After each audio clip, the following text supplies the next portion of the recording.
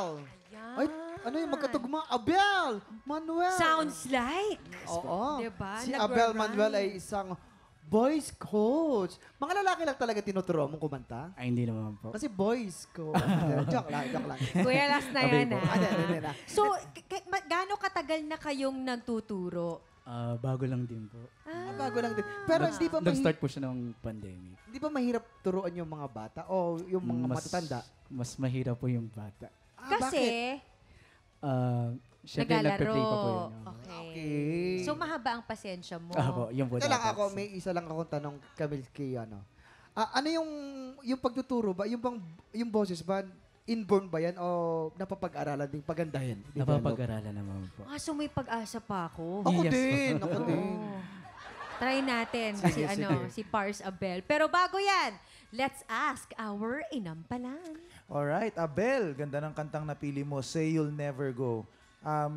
May part lang na hinahanap ko yung sarili mong tunog na okay rin kasi na meron tayong mga inspirasyon, marami rin akong mga pinaggayahan, pero especially you're a voice coach, dapat sa journey natin bilang isang artist, mahanap din natin yung sarili nating tunog. So, yun siguro yung mabibigay ko sa iyong payo. Try to find your own voice. And your performance, okay naman siya. Kaya lang may mga parts na parang stiff.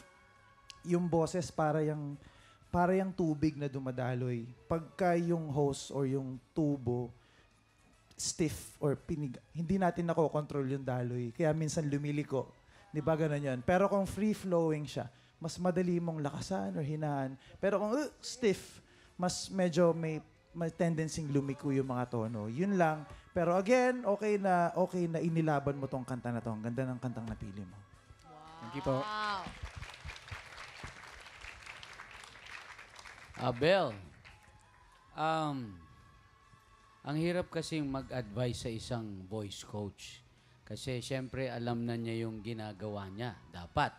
Advice lang kasi nag-coach din ako before. So, pareho tayo, mag-a-advise lang ako bilang isang voice coach din. Merong mga parts na nakita ko na parang hindi ka masyadong sigurado sa mga binibitawan mo.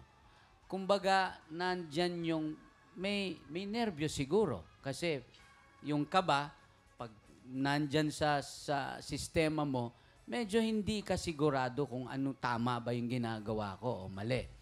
Dapat bilang isang nagtuturo, unang-una, dapat confident ka. Kasi nagtuturo ka na eh. So, alam na alam mo dapat yung ginagawa mo. Okay?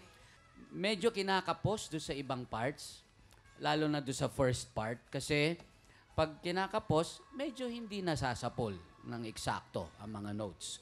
First line, meron akong napansin na dapat hindi ka nagputol. How can I make it through the day? How can I make it through? Huminga ka. Okay?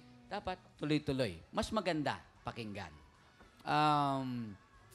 Maganda yung sustain mo. Ang haba ng hininga mo. Bakit hindi mo gawin yon from the start na meron ka nang naipon na hangin? Para hindi ka kinakapos. Yun. Okay? Wala na sigurong iba dahil yung breathing, yun ang sanhi nung pagkapos ng pag-abot sa mga notes. Yun. Thank you po. Ang dami pa rin natin natututunan. Maraming salamat sa ating mga inampalan. Eto na, Waki! Maraming salamat sa iyo, Kams. Ako ay isang din nagtuturo ng mga pag-awit. Wow. Yes. 1, 2, 3, go.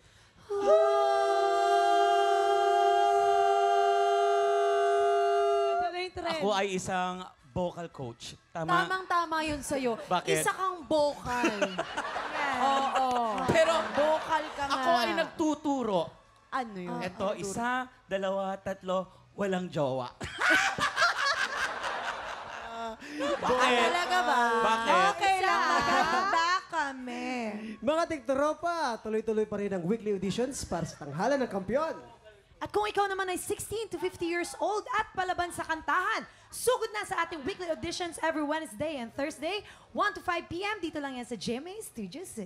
Mag-audition ka na, Tik Tropa! Kaya mo yan! Up next, sino kaya sa tingin ninyo ang nakakuha ng mas maraming bituin at lalaban sa kampyon na si Aika Rivera? Malalaman natin yan sa pagbabalik ng tanghalan ng kampyon dito sa TikTok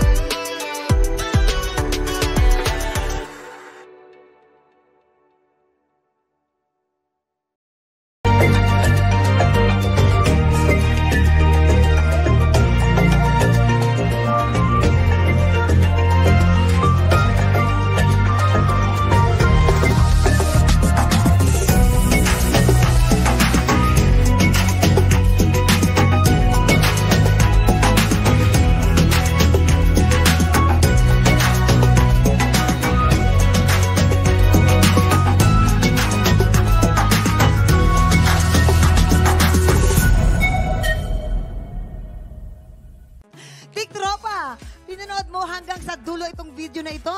Abay, very good ka! For more happy time, watch more TikTok Lock videos on our official social media pages and subscribe to GMA Network official YouTube channel.